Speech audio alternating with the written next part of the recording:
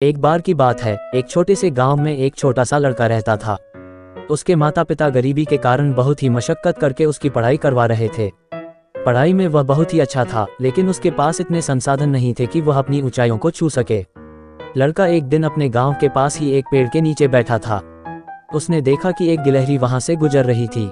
वह गिलहरी बहुत ही ऊंचे पेड़ की ओर जा रही थी और उसका पांव बहुत जल्दी ही फिसल जाने वाला था।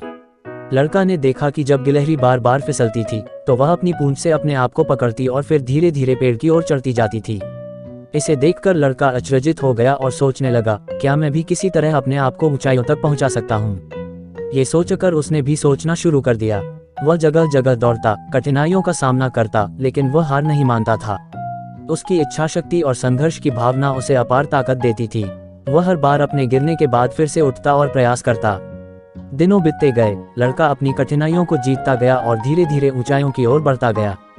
जितना उसका मार्ग ढीला और कठिन हो रहा था, उसकी निरंतरता और समर्पण उसे मंजिल तक पहुंचाने का साहस देते थे।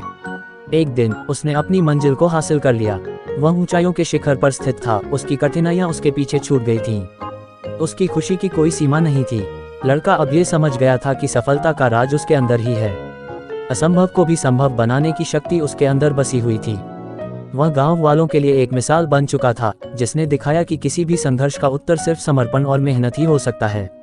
ये कहानी हमें सिखाती है कि जीवन में सफलता पाने के लिए हमें अपनी आवाज़ को सुनना और अपने सपनों का पीछा करना चाहिए। हार और असफलता सिर्फ एक मंजर होती है, जिसे आपको पार करने की संवेदनशीलता और सामर्थ्य होना चाहिए। इस कहानी से हमें ये भी याद रखना चाहिए कि जब हम अपने मकसद के लिए पूरी ईमानदारी से काम करते हैं, तो इस संसार में कोई भी बाधा या कठिनाई हमें रोकने की सामर्थ्य नहीं रखती।